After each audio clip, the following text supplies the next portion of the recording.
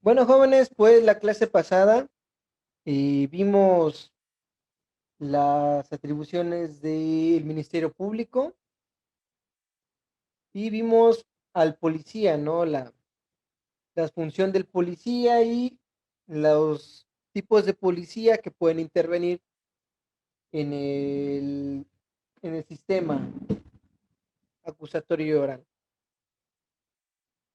Yo sé que por el nombre de la materia esperaríamos eh, hacer una representación de una audiencia de juicios orales, ¿no? Sí lo vamos a hacer, vamos a tener una representación de audiencia inicial, pero para que evitar lo que sucedió la otra vez de que no sabíamos bien el papel de cada uno y el actuar de cada uno de las partes, pues es por eso de que en esta ocasión primero me estoy dando la tarea de darles toda la fundamentación para que sepan la intervención que tiene cada una de las partes en este sistema, ¿sale? Bueno, y también para que vayan viendo cuáles van a ser su actividad o su actuar dentro de este sistema, ¿sale?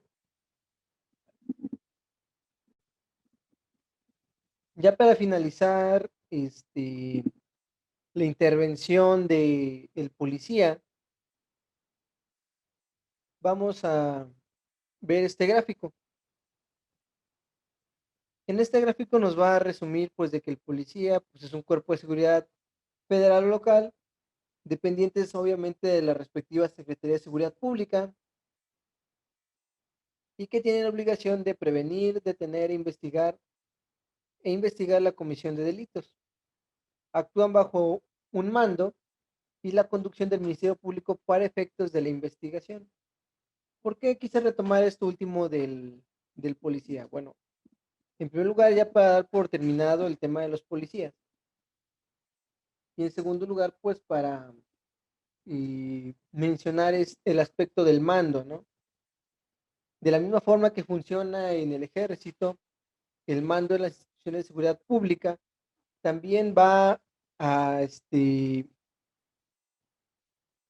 distribuir responsabilidades al respecto del actuar, ¿no? Un ejemplo, en el delito específico de desaparición forzada, si se señala al comandante de una unidad de la policía, los allegados o cercanos al comandante también serán señalados por la autoridad, ¿sí? ¿Por qué? Porque si bien es cierto eran un mando subordinado o existe un mando subordinado, debieron de haber hecho del conocimiento de las autoridades la comisión de esas actividades, ¿no? Bueno, eso al respecto del policía era lo último que quedaba y pues vamos a continuar.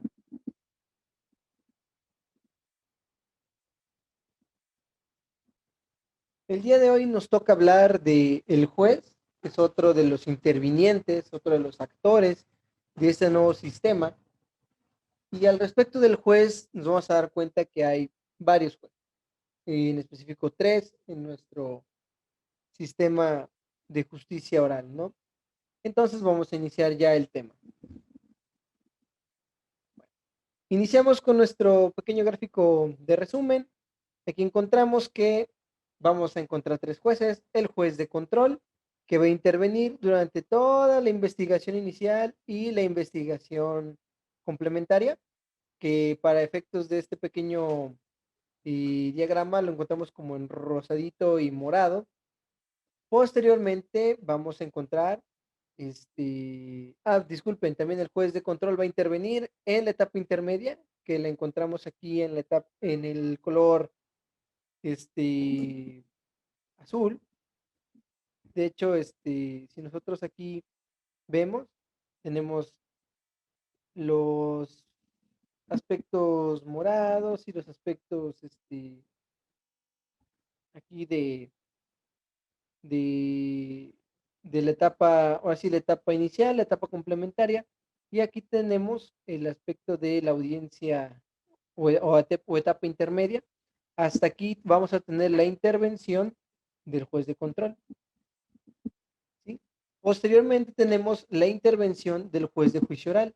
Si vemos de este lado, tenemos la etapa de juicio oral, ¿sí? Lo tenemos aquí como en verde, y va a intervenir durante toda esta etapa del procedimiento, ¿sí? Básicamente, el juez va a intervenir desde el auto de apertura a juicio oral, todo lo que se desahogue hasta la emisión de la sentencia.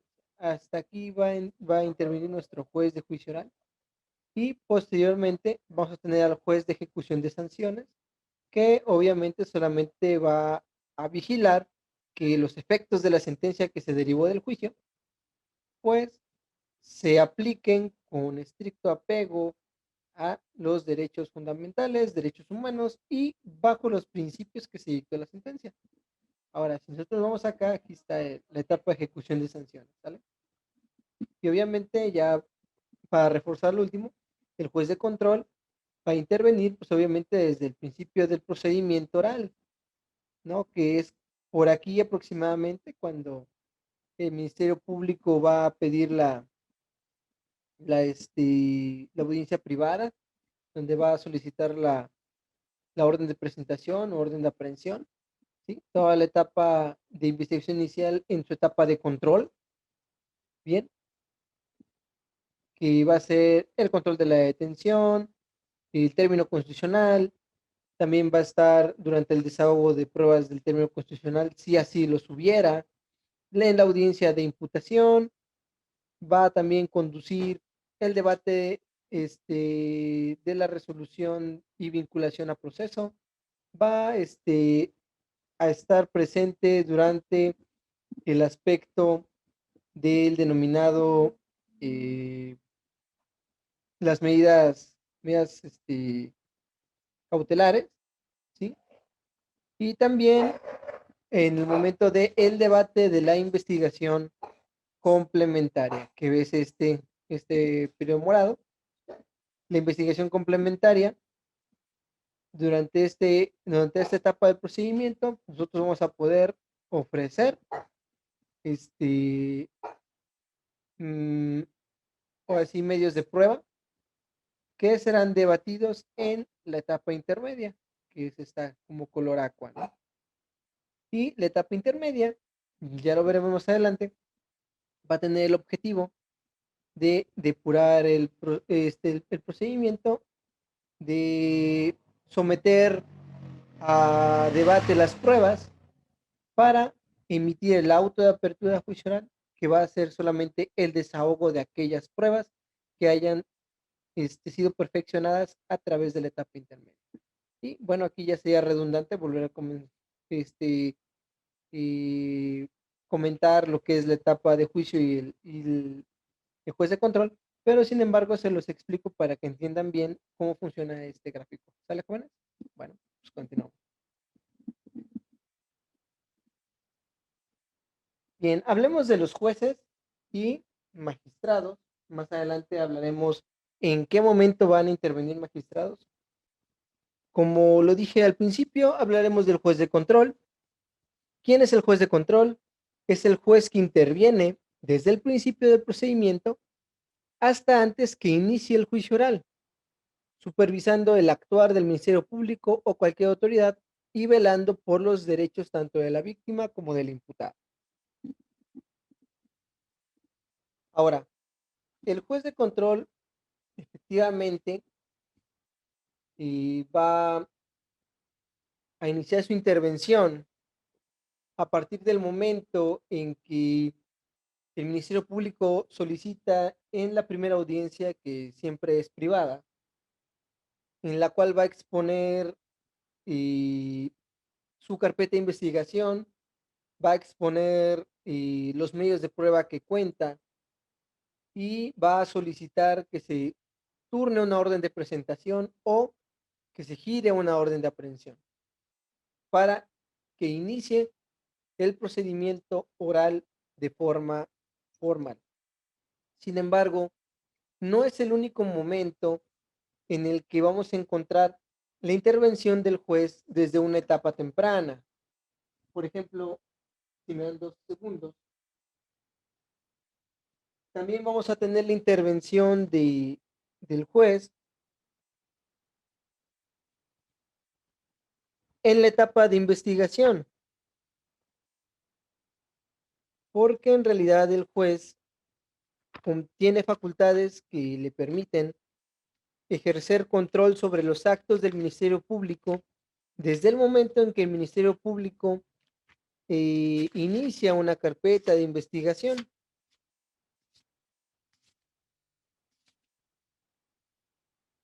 ¿sí?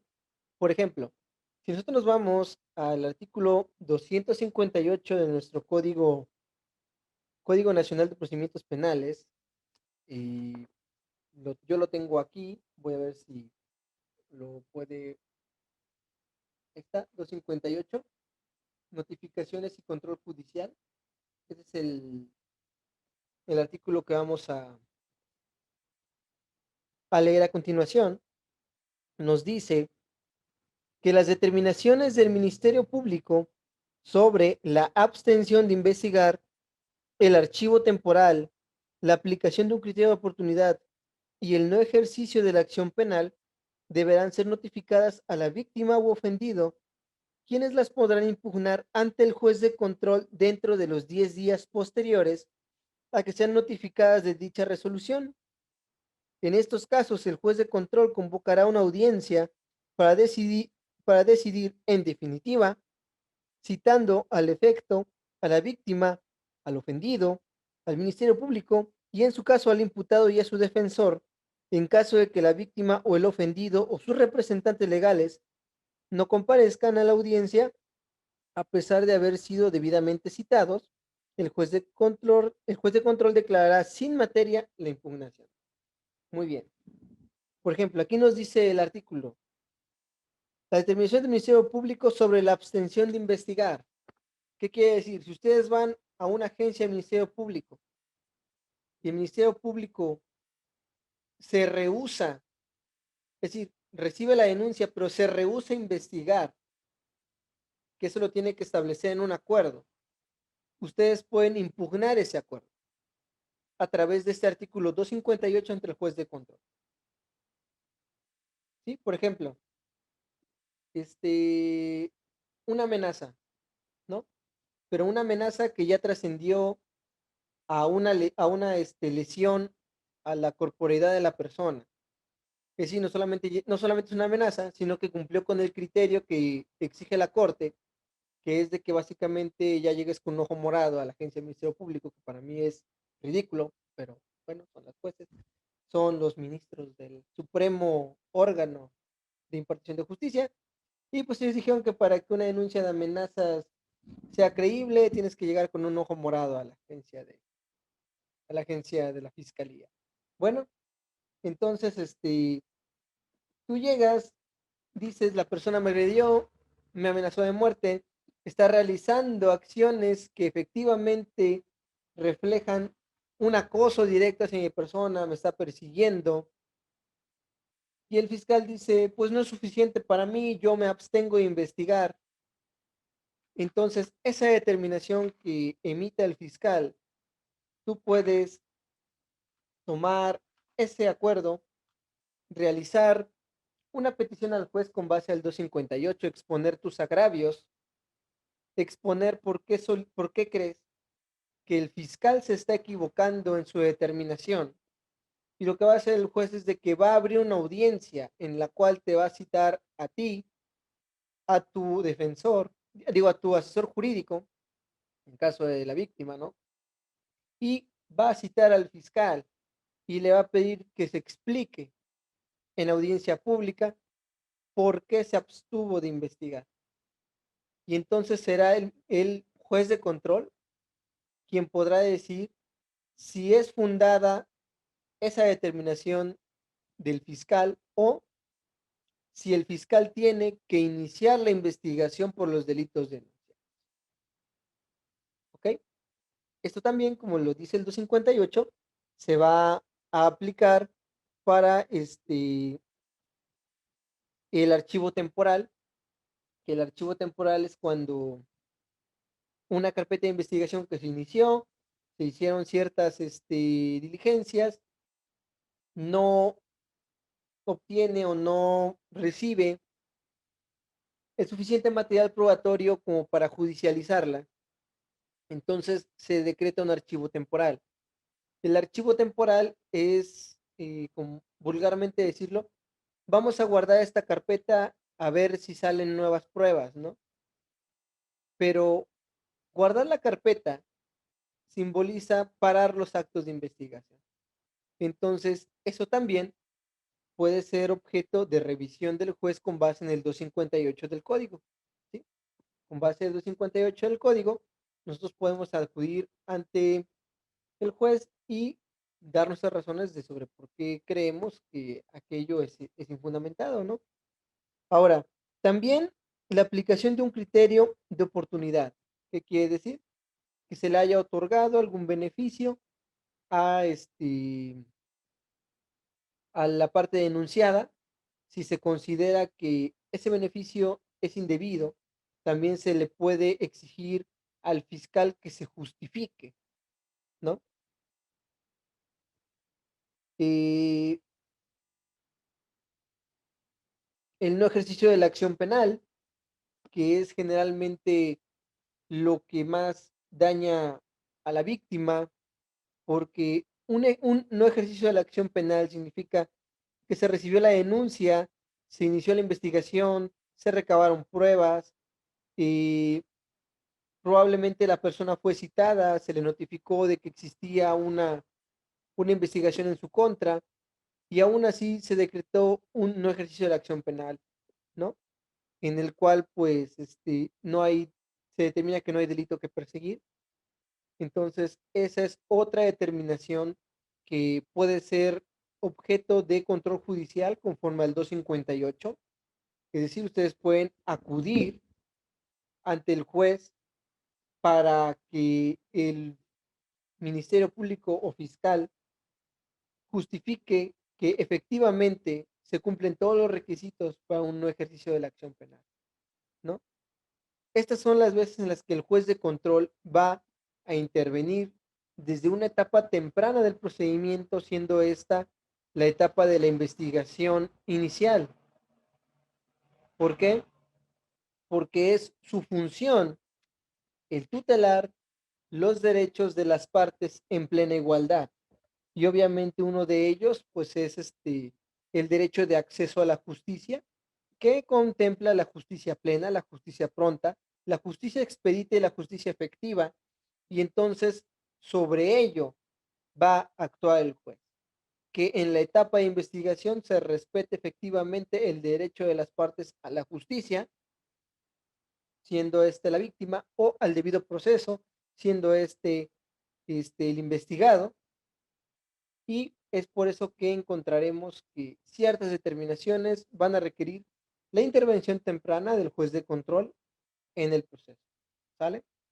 Entonces, vamos a continuar.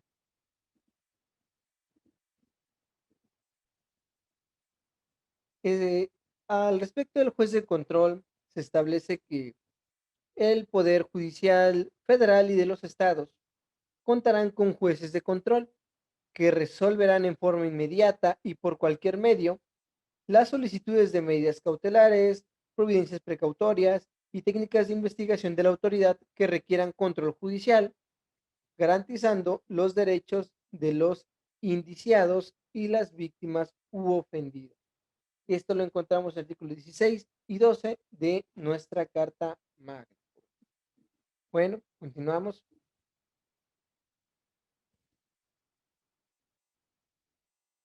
Bueno, una de las tareas de los jueces de control es resolver de forma inmediata, ¿sí? O al menos y con cierta inmediatez. ¿Qué es lo que se necesita solicitar resolver de forma inmediata? Las solicitudes de medidas cautelares, providencias precautorias y técnicas de investigación de la autoridad. Ahora, ¿Cuáles son las medidas cautelares? Obviamente las que pesan sobre el indiciado, ¿sí? Por ejemplo, tal vez la presentación periódica, la exhibición de una garantía económica o la prohibición de entrar o salir del sitio judicial, de frecuentar ciertas personas o ciertos lugares y las providencias precautorias que también versan en el mismo sentido, sin embargo, que pueden ser al respecto, como por ejemplo el cuidado judicial de la víctima, la custodia del lugar y domicilio o personas cercanas a la víctima, o también la prohibición al investigado de acercarse a la víctima, a los testigos o los familiares de esta, y al respecto de aquellas que sean investigación de la autoridad, pues se refiere necesariamente a aquellos actos de investigación que conllevan una molestia, ¿sí? O un acto de molestia. ¿Cuáles son estos? La intervención de comunicaciones, tal vez un orden de cateo, tal vez en la citación misma de una persona a un acto como una audiencia, ¿no? A eso se refiere. Bueno, ahora hablemos del juez de juicio oral. Sé que tal vez suene como que nos estamos adelantando, sin embargo, y aquí lo que yo busco es de que ustedes conozcan los tres tipos de jueces, ¿sale? Ya más adelante veremos las etapas del juicio, cada una de ellas, y ahora sí, la intervención de los jueces, y pues ya ustedes ya sabrán cuál es la competencia de cada uno de ellos, ¿no? Continuamos.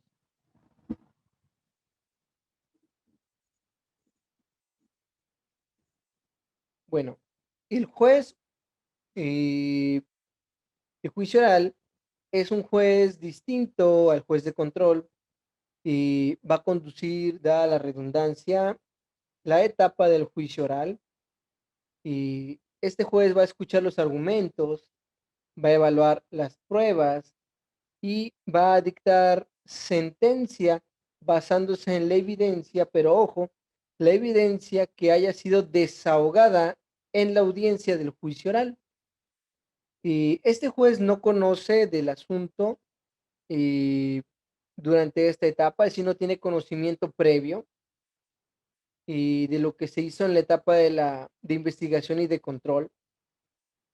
Esto para preservar un criterio neutral, objetivo e imparcial durante la etapa del juicio oral. Ahora, ¿por qué lo vamos a encontrar como órgano jurisdiccional? Porque originalmente se había previsto que debería de haber funcionado de esta manera: ser un órgano colegiado de al menos 3 juzgadores para poder llevar a cabo la etapa del juicio oral.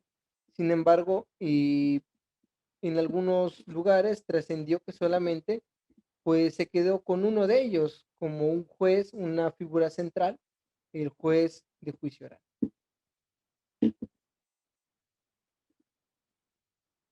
Ahora, el juez de juicio oral es un derecho de toda persona imputada, ¿sí? Si nosotros vamos al texto del artículo 20, apartado B de la Constitución, encontramos que uno de los derechos de todo imputado es ser juzgado en audiencia pública por un juez o tribunal. La publicidad de esta audiencia solo podrá restringirse en los casos de excepción que determina la ley por razones de seguridad nacional, seguridad pública, protección de las víctimas, testigos o menores, cuando se ponga en riesgo la revelación de datos legalmente protegidos o cuando el tribunal estime que existen razones fundadas para justificarlo, ¿sí? Entonces, un juez de juicio oral también es un derecho constitucional de toda persona, porque es el juez que va a llevar la audiencia a través del cual se va a cumplir esta disposición contemplada en el artículo 20, apartado B de nuestra Constitución Política. Entonces, continuamos. Y el tercero de estos jueces es el juez de ejecución. El juez de ejecución tiene el encargo de vigilar y controlar el cumplimiento de las sanciones penales. es decir, de la sentencia, jóvenes. Además, debe velar por los derechos de los sentenciados y solucionar conflictos entre internos y autoridades penitenciarias. Ahora, el juez de ejecución se integra a través de la reforma del 2008, que fue la que introdujo el sistema y penitenciario, o que introdujo al sistema la institución del juez de ejecución de sanciones. Ahora, esta reforma en lo sustancial estableció el cambio de visión hacia el delincuente, pasando a un estado psicológico donde prevalece la readaptación para transitar a un estado social donde el objetivo es la reinserción o la reincorporación del delincuente. Ahora, donde hay derechos y por ende deberes, existirán conflictos entre unos y otros. La solución a estos conflictos corresponderá, obviamente, al juez de ejecución. ¿Sí? Yo estaba por ahí hablando con mi papá y dije, mira, ahí está mi tío Manuel en el carro.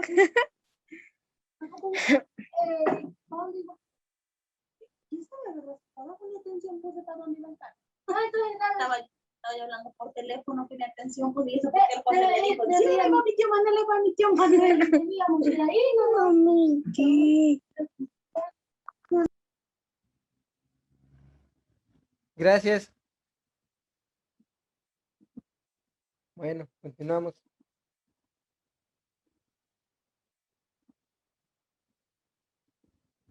Bueno, continuando, y todos estos conflictos durante la etapa del cumplimiento de una sentencia van a ser competencia dirimirlos del juez de ejecución, ¿sí? Y el recluso también ya no deberá considerarse como un simple sujeto pasivo que debe de ser tratado, ¿no?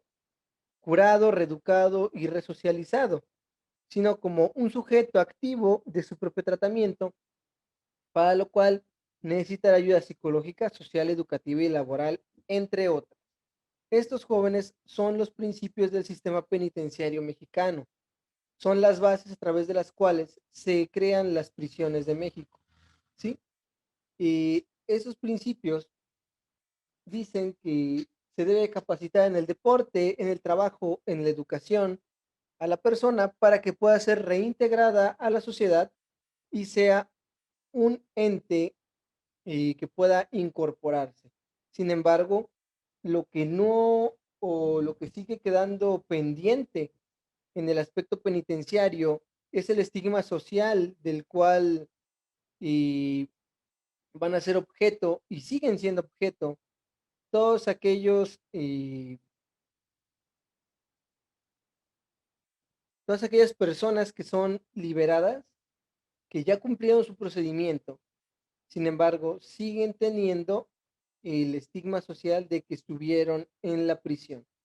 Y eso en determinado momento les puede cerrar puertas laborales, educativas o de desarrollo social, que desgraciadamente en algunas ocasiones terminan llevándolos a reincidir en la conducta delictiva, porque en muchas ocasiones pues ellos ya se adaptaron al sistema de las prisiones. Como una anécdota personal, en la ciudad de Coatzacoalcos, acudí a ver a un cliente que estaba ahí en el penal de Dupont Ostión, así se llama, Dupont Ostión, el penal de Coatzacoalcos. Y uno de los internos que fue a buscar al cliente me platicaba que ya iba a salir al otro día. Y yo le dije, pues yo creo que has de estar muy contento, ya vas a salir. Y me dice, no, honestamente no. Yo ya me acostumbré a vivir aquí, este es mi estilo de vida y yo no conozco otro, otro, otro modo de vida. lo que refería es de que afuera no tenía nada. Si ahí en el penal él tenía trabajo, él tenía sustento, pero que él al salir no tenía trabajo y no le iban a dar trabajo, derivado precisamente de haber estado recluido, que su familia lo había rechazado, su esposa lo había rechazado desde hace muchísimos años y ya nadie iba a verlo desde hace muchísimos años, por lo tanto tampoco ella contaba con su familia. Entonces, lo que él decía era de que saliendo iba a reincidir para que lo volvieran a regresar al lugar donde él ya se había adaptado a vivir. Y ahí es donde nuestro sistema penitenciario está fallando, ¿sí? Porque aunque se intenta, entre paréntesis, cumplir, no se le está dando a los egresados de los centros penitenciarios la oportunidad efectiva de reintegrarse a la sociedad, ¿no? Bueno, entonces continuamos.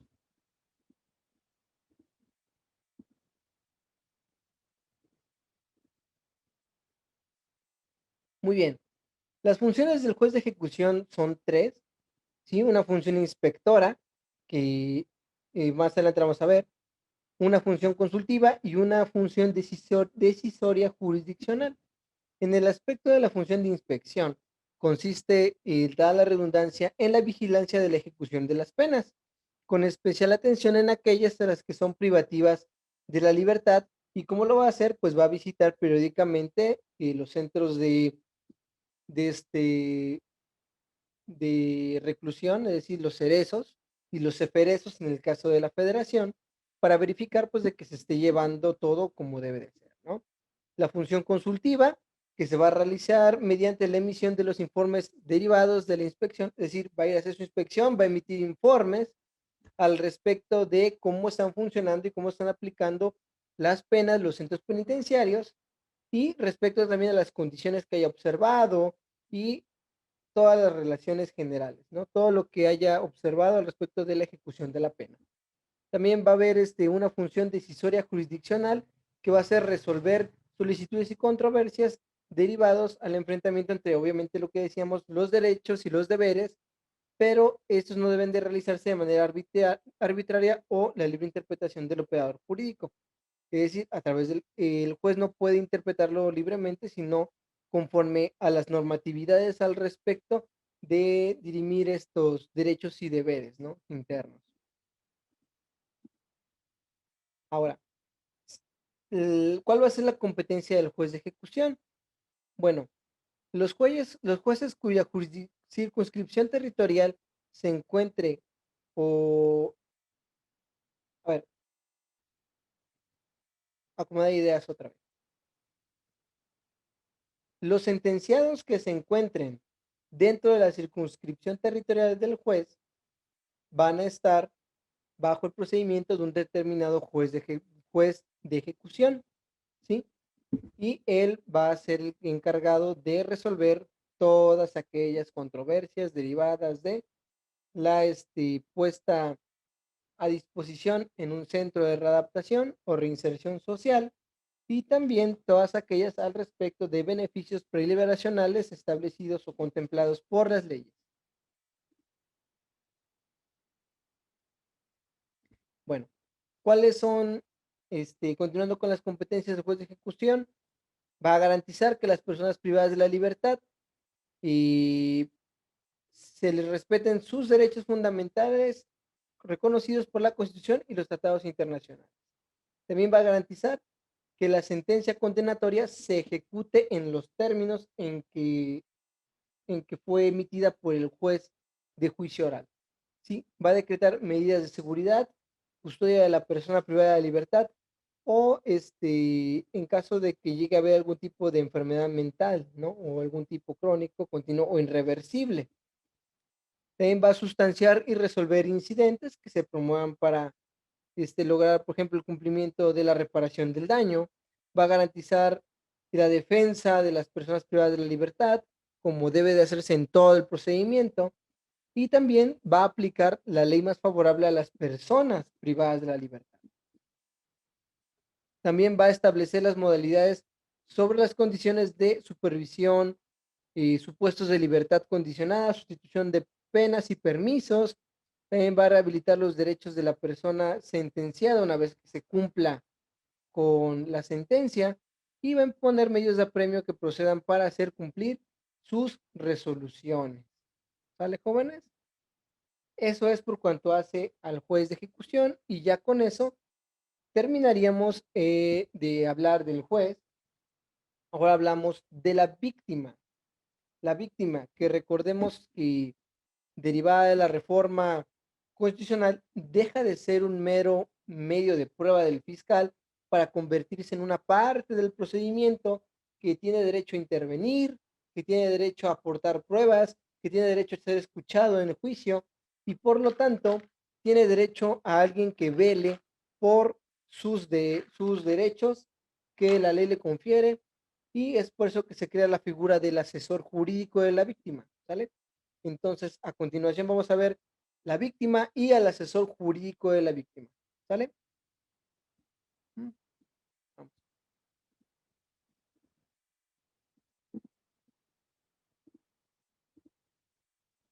Bueno, y estamos otra vez con nuestro gráfico.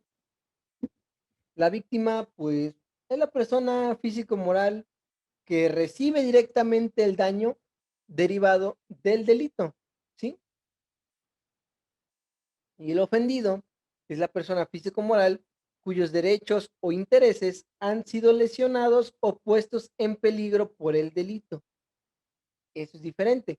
Un daño es directo y el otro daño es indirecto, ¿sale? Bueno, ahora, si nosotros nos damos cuenta aquí, la intervención de la víctima va a ser durante todo el procedimiento, excepto durante la etapa de ejecución de sanciones, aunque yo en lo personal no estoy de acuerdo con esto porque precisamente la víctima es la que en la etapa de ejecución de sanciones puede impulsar el aspecto de la reparación del daño. O sea, la reparación del daño es un derecho de la víctima y aquí lo puede hacer también valer. Entonces, yo creo que sí es durante todo el procedimiento, inclusive aquí también, la intervención de la víctima o el ofendido. Bueno, hablando de la víctima, en los delitos cuya consecuencia fuera la muerte de la víctima, o en el caso en que ésta no pudiera ejercer personalmente los derechos que el código le otorga, se considerarán como ofendidos las personas siguientes, es decir, en primer lugar, el o la cónyuge o concubina o concubinario de la persona que falleció. Dos, el conviviente. Tres, los parientes por consanguinidad en línea recta ascendente o descendente. Recordemos que la línea recta ascendente son los padres y la línea recta descendente son los hijos, sin limitación de grado, por afinidad, es decir, por afinidad civil, lo que conocemos como familia política, o cualquier otra persona que tenga algún tipo de relación afectiva con la víctima. Esto lo encontramos en el artículo 108 de nuestro Código Nacional de Procedimientos Penales. Bueno, ahora también tenemos que hablar un poquito de la ley de víctimas. Y en el artículo 4 de la ley de víctimas nos dice que se denominarán víctimas directas aquellas personas físicas que hayan sufrido algún daño, menoscabo económico, físico, mental, emocional o en general cualquier tipo de puesta en peligro o lesión a sus bienes jurídicos o derecho como consecuencia de la comisión de un delito o violaciones a sus derechos humanos, ¿sí? Es decir, la víctima directa obviamente es la que recibe la lesión directa, y obviamente no necesariamente debe ser física, como lo acaba de decir, puede ser económica, moral, patrimonial o de intereses, siempre y cuando se tenga acreditado el interés jurídico y el interés legítimo dentro de las pretensiones que se están realizando, ¿no? Entonces, continuamos.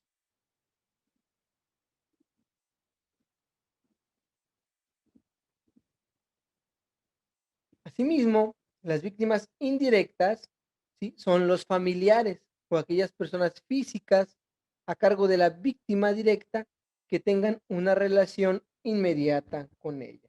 Por ejemplo, aquí les puse una foto y las víctimas indirectas, los familiares de las personas desaparecidas.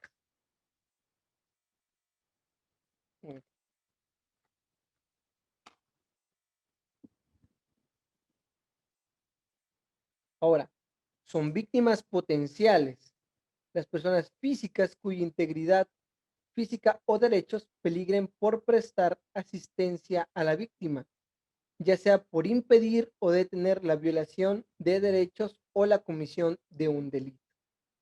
Es decir, toda aquella persona que pueda recibir algún tipo de represalia derivada por haber ejercido alguna acción para evitar la consumación o detener la violación de un derecho o la comisión de un delito. Ahora, también la calidad de víctima se adquiere con la acreditación del daño o menoscabo de los derechos en los términos de la ley de víctimas, con independencia de que se identifique, aprenda o condene al responsable. Ahora, también pueden ser víctimas los grupos, comunidades u organizaciones sociales. En este caso, por ejemplo, las etnias o comunidades indígenas también pueden ser víctimas colectivas de violación de derechos. Ahora hablemos un poquito de los derechos de las víctimas. ¿Cuáles son los derechos de las víctimas? Bueno, y todo el catálogo de derechos de las víctimas los podemos encontrar en el artículo 20, apartado B, no, apartado 20, apartado C, inciso C. Artículo 20 constitucional, apartado C. Es el que habla de los derechos de las víctimas. El B habla de los derechos del imputado. Perdón. Y el A habla del sistema penal en general. Disculpen eso, jóvenes. Bueno, el artículo 20, apartado C, es el que habla de los derechos de las víctimas, ¿sí? Entre otros, son los siguientes.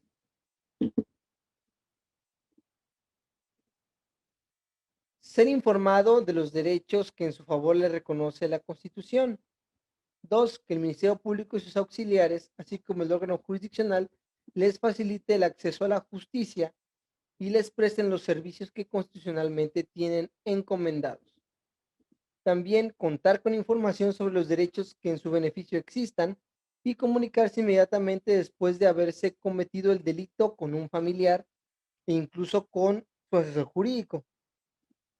A ser informado cuando así lo solicite del desarrollo del procedimiento penal por su asesor jurídico y contar con un asesor jurídico gratuito en cualquier etapa del procedimiento.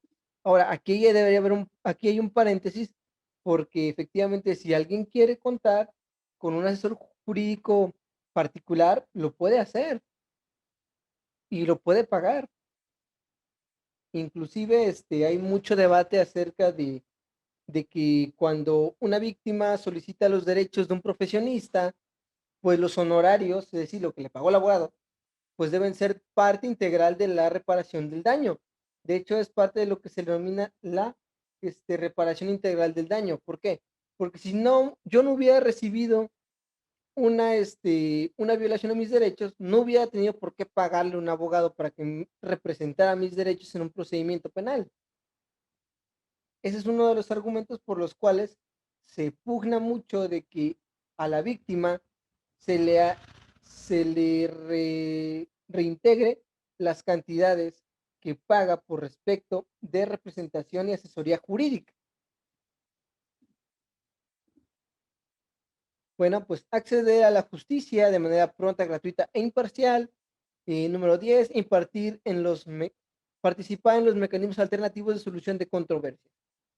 ¿Por qué es un derecho de la víctima participar en los mecanismos de solución de controversias? Porque muchas veces están condicionados a lo que diga la víctima, ¿sí? A que la víctima no se oponga de manera fundada, ¿sí? ¿A qué se refiere esto? Si el imputado busca un, una suspensión condicional del procedimiento para poder terminar el procedimiento penal de forma anticipada o un procedimiento abreviado para obtener una pena muy baja y entonces pueda salir en libertad o cumplir en libertad su, su pena, pues entonces muchas veces la víctima podrá decir si eso le genera algún tipo de violación indirecta o de perjuicio, porque por ejemplo, puede ser de que la víctima tenga miedo de que la persona al salir busque represalias, busque dañarlo, busque dañar a los testigos, busque obstaculizar la investigación. Entonces, todo eso es lo que se toma en cuenta al momento de darle la intervención a la víctima. ¿Sí? Si la víctima tiene una posición fundada, es decir, si dice es que lo que sucede es de que el imputado es una persona con gran influencia, con gran capacidad económica, y si sale de la, por ejemplo, de la prisión preventiva, pues entonces me puede poner en peligro a mí, a los míos, y puede poner en peligro a la investigación con base en su posición socioeconómica y su poder económico, ¿no? Entonces, es por eso de que es un derecho de la víctima ser escuchado dentro de este tipo de procedimientos. A ver, ¿quiénes tienen examen? Maestro, ¿Sí? nada más quisiera comentar o ahondar un poquito en lo que ahorita usted estaba comentando. Ahorita en esta semana me pasaron un trabajo de la revisión de un procedimiento disciplinario precisamente sancionador en contra de una jueza porque la Comisión Estatal de los Derechos Humanos determinó que una jueza, Aleida Sosa, en su momento no había resguardado, no había tutelado los derechos de las víctimas indirectas de una desaparición forzada, y en su momento precisamente el proyecto que yo tenía era precisamente para inhabilitarla, porque como usted bien señala, pues al final de cuentas sí vulnera el procedimiento establecido en la Constitución Federal. Efectivamente. Era lo único que quería aportar, maestro. Ah, ok. Pues efectivamente, también los jueces pueden ser sujetos de responsabilidad derivado de sus determinaciones, porque muchas veces, como lo acaba de decir el compañero Libreros, una determinación de un juez puede materializar un beneficio, un daño o inclusive una impunidad. Entonces, si un juez no realizó un control debido de las garantías en el aspecto de un delito tan delicado como lo es la desaparición forzada de personas, que es un delito pluriofensivo. ¿Por qué? Porque ofende varios bienes jurídicos tutelados, como lo es la personalidad, la capacidad jurídica, el acceso a la justicia y también el acceso a el derecho de libertad, ¿no? Entonces, si no se tutelaron de forma debida los derechos de las víctimas, que en este caso indirectas, debieron de haber sido los familiares más cercanos de las personas que desaparecieron, pues se debe de abocar con base en la gravedad de la omisión y entonces tomar las determinaciones necesarias y pues si la falla fue grave y trascendental, pues efectivamente separarla de su encargo por cuanto hace que no ha cumplido de forma debida con sus obligaciones que la ley mandata. ¿Sale? Bueno, entonces continuamos, jóvenes. Muy bien. Ahora sí, hablemos del asesor jurídico de la víctima.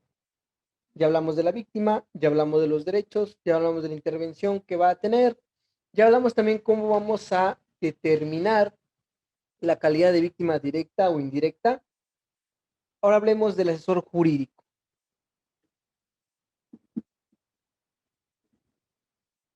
El asesor jurídico y de la víctima tiene la obligación de guiar y brindar la asesoría jurídica a la víctima u ofendido durante el proceso.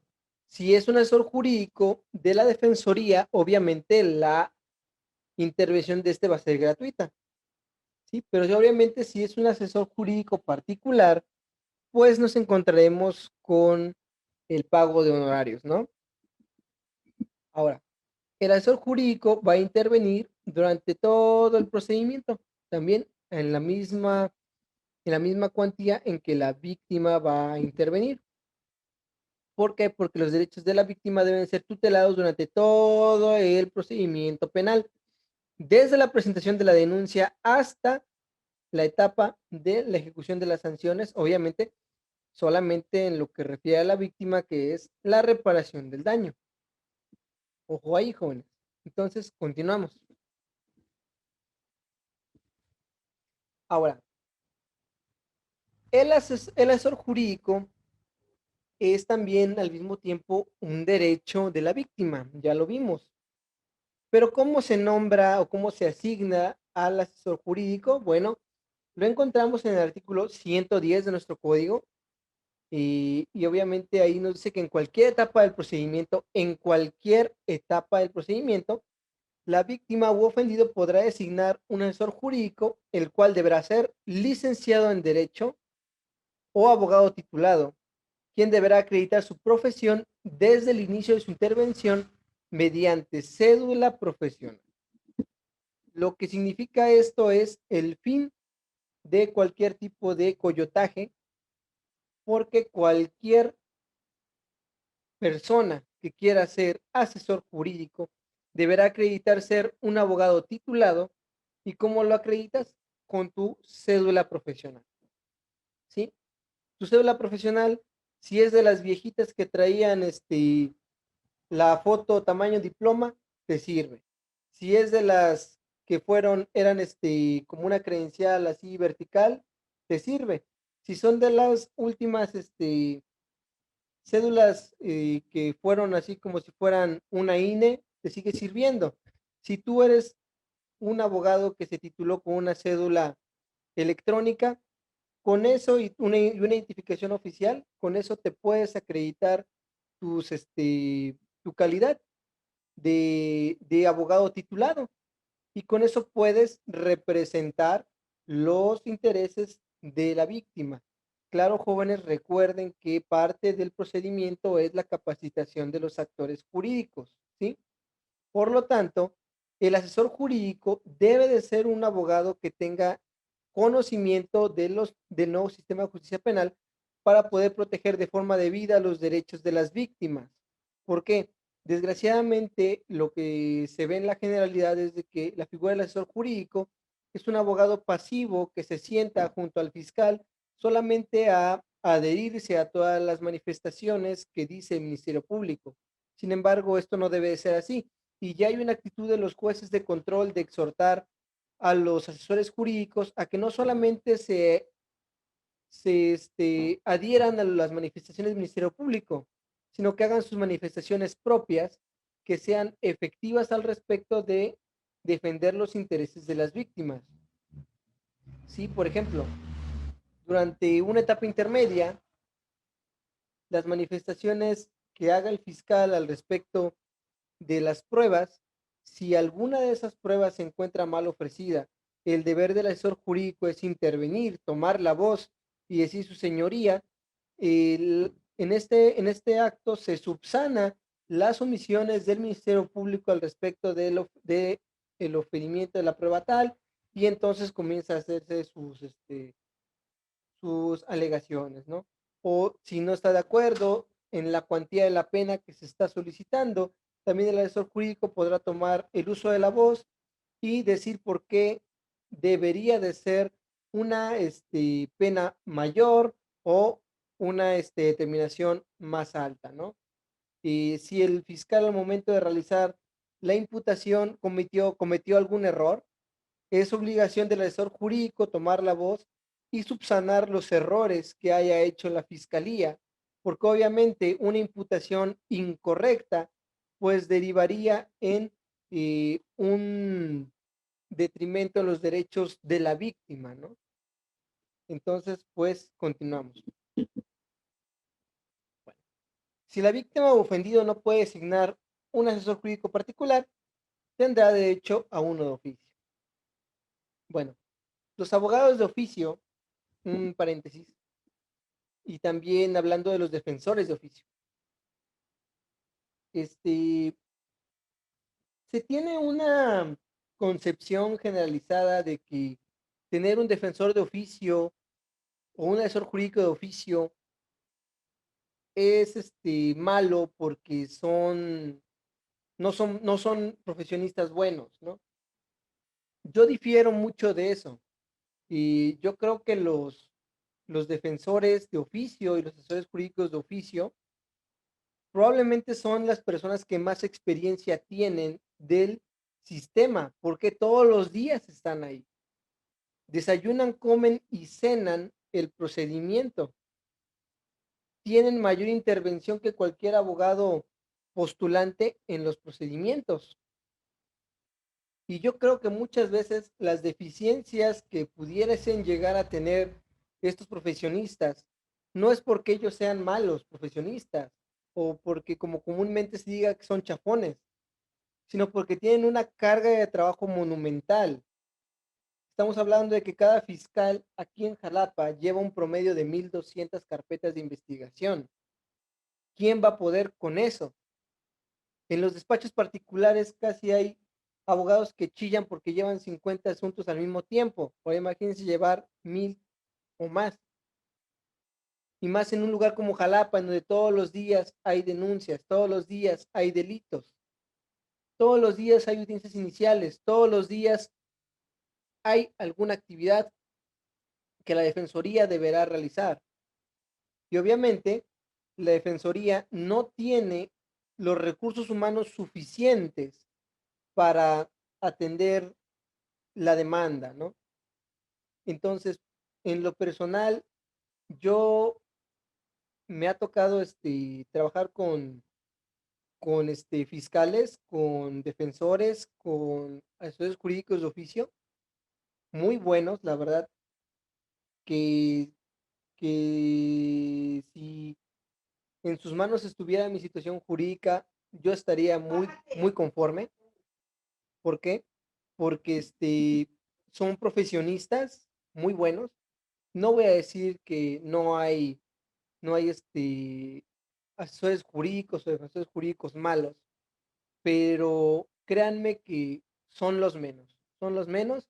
Entonces, yo sí les invitaría muy personalmente que cuando ustedes en un proceso se encuentren con un defensor o un asesor jurídico de oficio, este, vean, porque en muchas ocasiones ustedes pueden obtener mucha experiencia de tratar con uno de ellos y precisamente porque ellos tienen todos los días que estar preparándose, todos los días tienen que estar interviniendo en estos procedimientos. Entonces, en lo personal, yo lo reconozco mucho, pero bueno, eso no va a ser un paréntesis, ¿sale? Continuamos. Bueno, la víctima en la etapa de investigación. ¿Por qué volvemos con la víctima? Porque la víctima va a intervenir a través de su asesor jurídico en la etapa de investigación. Como ya lo vimos, el 258 nos va a decir la forma en que la víctima va a intervenir en la investigación, en la etapa de investigación inicial para el control judicial del juez de control. Sin embargo, todo esto lo hace el asesor jurídico, que es el que realiza los escritos, el que promueve y el que va a comparecer a la audiencia junto con la víctima, o muchas veces el que comparecerá porque la víctima, pues, si no asiste, no hay problema, solamente con que asista el asesor jurídico, ¿sí? También en la audiencia inicial, artículos 159 y 307 de nuestro código, va a estar ahí la víctima junto con su asesor jurídico. Y en la audiencia intermedia, artículos 336 al 345, en donde va a estar la víctima con su asesor jurídico en la audiencia intermedia. Estos tres momentos procesales son los más importantes para el asesor jurídico, porque en estos tres momentos procesales son en los cuales debe defender los intereses de la víctima. ¿Sale, jóvenes? Bueno, y vamos a dejarlo hasta aquí porque ya se nos acabó el tiempo, ¿sale? La siguiente clase vamos a hablar de el imputado y el defensor, ¿sale? Entonces voy a pasarles las infografías, los pequeños gráficos que vieron. También voy a pasarles un gráfico que se llama macroproceso del procedimiento penal acusatorio. Ese lo vamos a ver al terminar y de ver las partes del procedimiento y antes de realizar el simulacro de audiencia. Lo vamos a analizar de principio a fin porque viene muy bien explicado al respecto del procedimiento. No lo hice yo, lo hizo una asociación que se llama Proyecto Justicia. Sin embargo, está muy bueno, se los voy a hacer llegar. Y pues eso sería todo por esta clase. ¿Alguien tiene alguna pregunta? ¿Ninguna pregunta? Perfecto. Si no hay preguntas, pues entonces damos por cerrada la sesión y en la brevedad posible voy a intentar subir el video, jóvenes. Las recomendaciones generales de siempre, síganse cuidando, jóvenes, no estamos muy bien que digamos, de hecho vamos para arriba otra vez, lamentablemente. Prepárense, jóvenes, lean los artículos que les di el día de hoy. Y recuerden que si el día de mañana ustedes tienen que estar ante en un procedimiento contra un asesor jurídico de oficio o un defensor de oficio, recuerden que de ellos pueden tomar un poco de la experiencia que tienen, ¿sale? Y pues como hay asesores jurídicos muy buenos, pues también van a encontrar asesores jurídicos y defensores, pues, de desempeño cuestionable, ¿no? Pero obviamente esos son los menos. A mí me han tocado más asesores y defensores de oficio muy buenos, la verdad, muy, muy, muy buenos.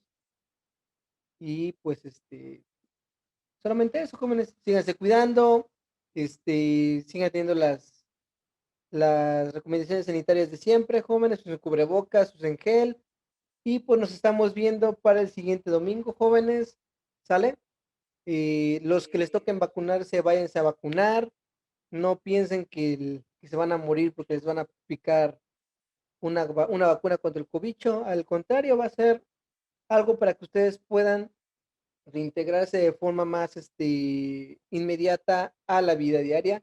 Y finalmente, pues a todos aquellos que son papás, felicidades, feliz Día del Padre a todos aquellos que son papás. Y pues eso es todo, jóvenes. Nos estamos viendo. Nos vemos el siguiente domingo. Gracias, profe. Hasta Hasta luego. luego. Que esté bien. Hasta luego. Cuídense todos. Adiós.